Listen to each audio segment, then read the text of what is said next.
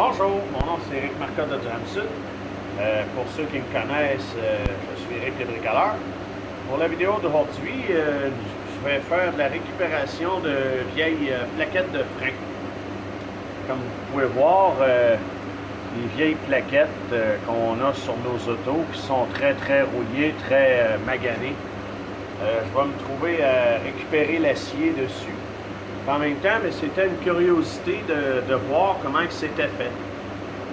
Alors, je vais procéder, je vais mettre ça dans l'étau pour pouvoir enlever la garniture. Puis on va voir comment c'est fabriqué.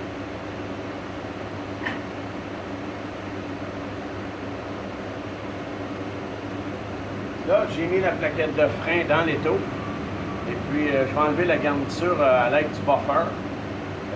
Vous allez voir, c'est archi dégueu, là, ça fait une poussière d'enfer. Donc, on va se mettre l'équipement en conséquence.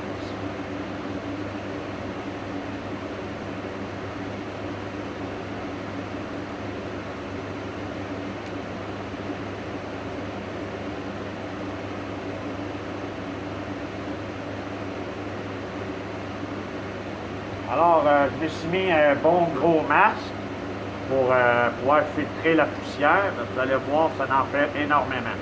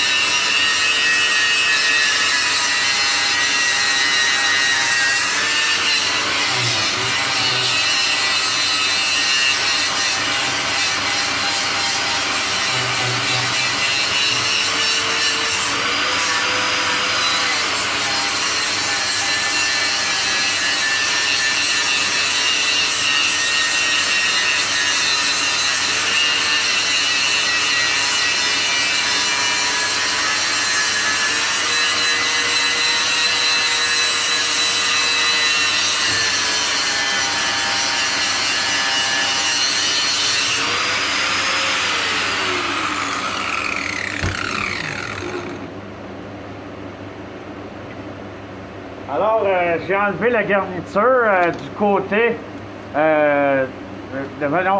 enlevé la garniture du frein du côté qui appuie sur le disque. Maintenant, je vais enlever la partie métal rouillé. Puis, vous allez voir qu'est-ce qui reste à la fin.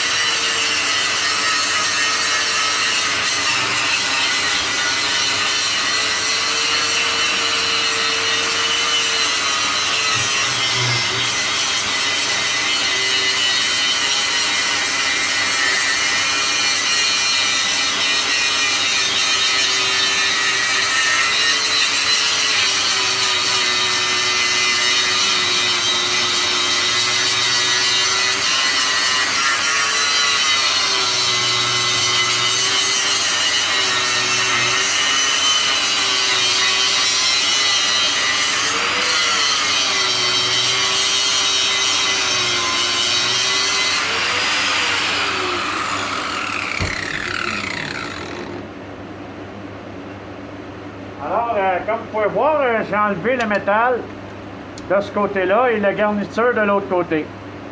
Si vous voyez comme il faut, vous voyez deux trous, les plus gros, avec deux petits dans le centre, mais j'en ai un autre modèle qu'il y a plus de petits trous. Normalement, anciennement, la garniture de frein, elle se trouvait à être fixée à l'aide de rivets. Mais là, ce qu'on peut voir, c'est qu'il y a de la garniture de frein à l'intérieur de l'acier. Fait que j'ai l'impression que c'est un principe beaucoup meilleur. Ça tient bien, puis il n'y a pas de danger d'égratigner le disque quand la garniture est finie. Là, je vais prendre une mèche pour pouvoir percer la garniture, puis on voit le résultat final.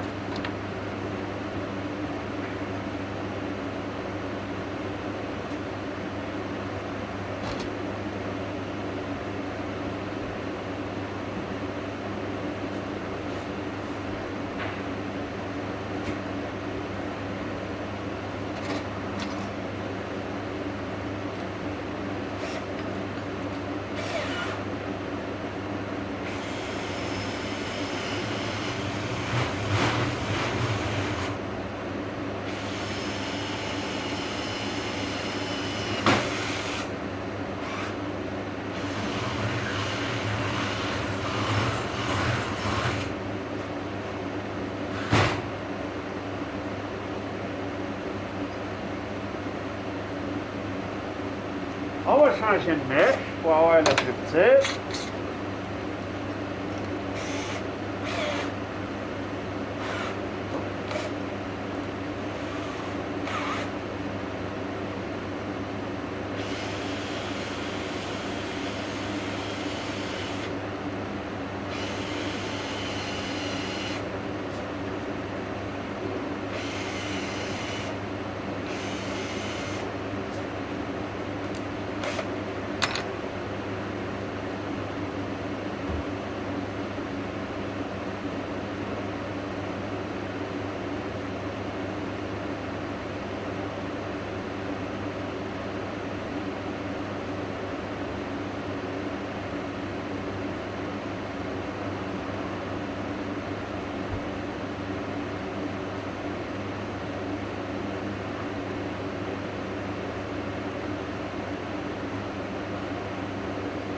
Alors, voilà le résultat, une fois tout déshabillé.